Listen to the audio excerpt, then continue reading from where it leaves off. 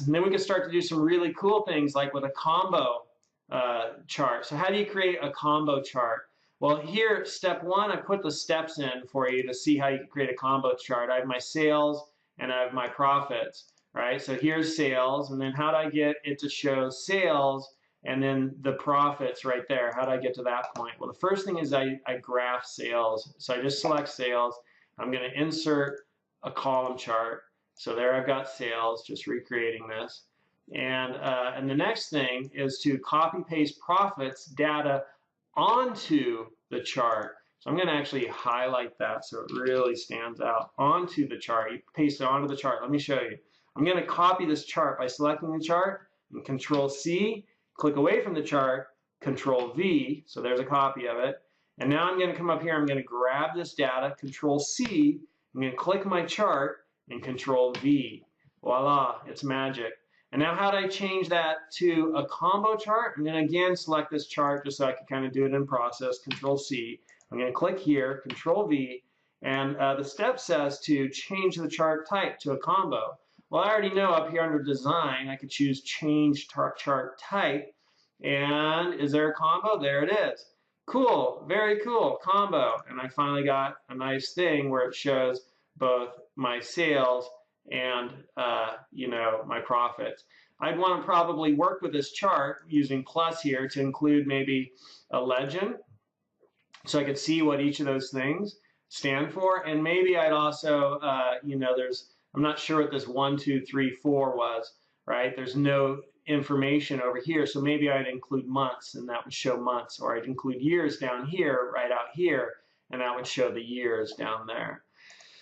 Well, here's another combo chart, and it's a combo chart where 99, I kind of got errors the first couple of times. Well, how did I finally get it to be, my nice combo chart that is like this? So how do I finally get it to look like that? So my data is, I have year, total rainfall, and umbrella cells. And all of these tables, they are the exact same data, but I've showed you different, what is highlighted in blue is what was selected when I went in and I chose Insert Chart Column, right? Oh, look at what I got. So it's kind of like which data do I select first and which column headers do I select? So again, it's that same thing of trying to create some kind of a chart and what is up here in your column headers and then just playing with that. So this time I did not select year, I selected that and then all of this. And when I did that, and I inserted my column chart. Again, not so good. And then this time I took out that right there and I selected all this. When I created my column chart, much better. So that's where it could get frustrating. It's like, what do I select? You just have to play with it. And if you know this kind of deal right there and experiment with it, you'll eventually get there.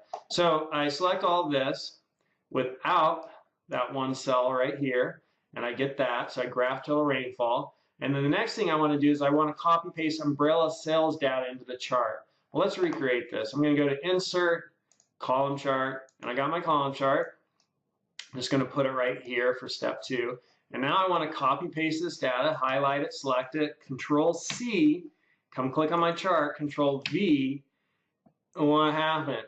Well, if you look at this data right here, rainfall is in these really small numbers, 6.75 inches a year, and umbrella cells is in these really huge numbers, 16,875.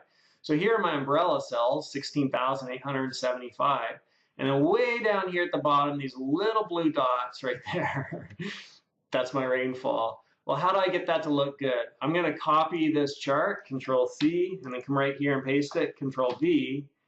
And I'm going to go up to Design, and I'm going to change the chart type. I'm going to choose Combo, right? Great, cool, Combo. What happened to my data? It's still not there. That's because these little blue dots are still way down there.